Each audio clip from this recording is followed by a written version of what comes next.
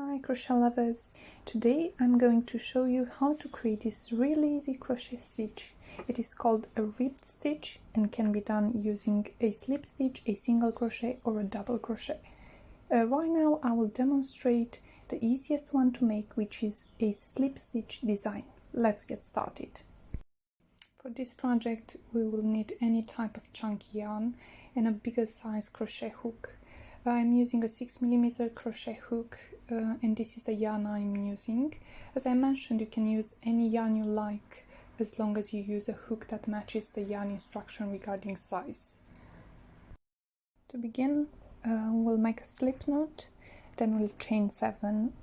Of course you can chain as many as required by your working pattern. Today I'm only going to do a sample for you, so I am chaining 7. And then we'll start from there.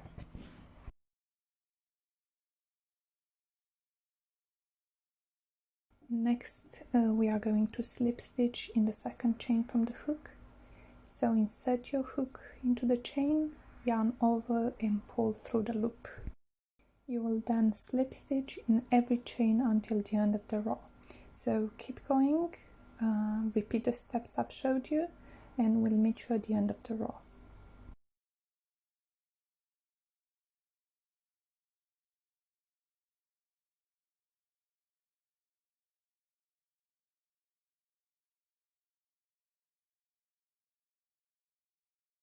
Once we've reached the end of the row, we just chain 1, turn our work, and remember we will have to slip stitch only into the back loop of each of the previously created stitches.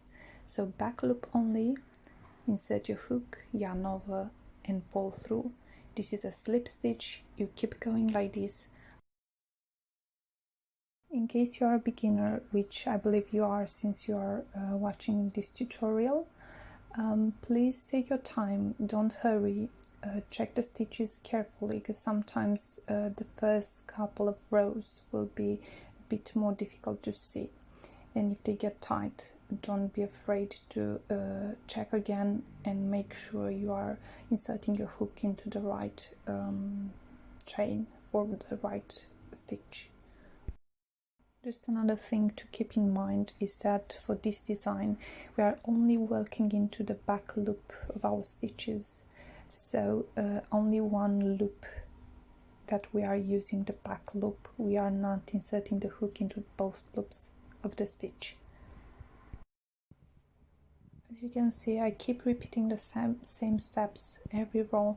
So I start by chaining 1, inserting my hook into the back loop, and then slip stitch into every stitch along the row. So when you get to the end, don't forget to chain 1 and turn your work around to begin the next row. I'll meet you guys at the end. You'll have to keep working like this for as long as your project is requiring. So check the length you need and keep going. This is how my finished sample looks like. As you can see, this is really nice and quite stretchy. You can use it as a starting point for a sweater or a cardigan, scarves for sweaters, and even to create a hairband or a hat. Thanks for watching. Please don't forget to subscribe.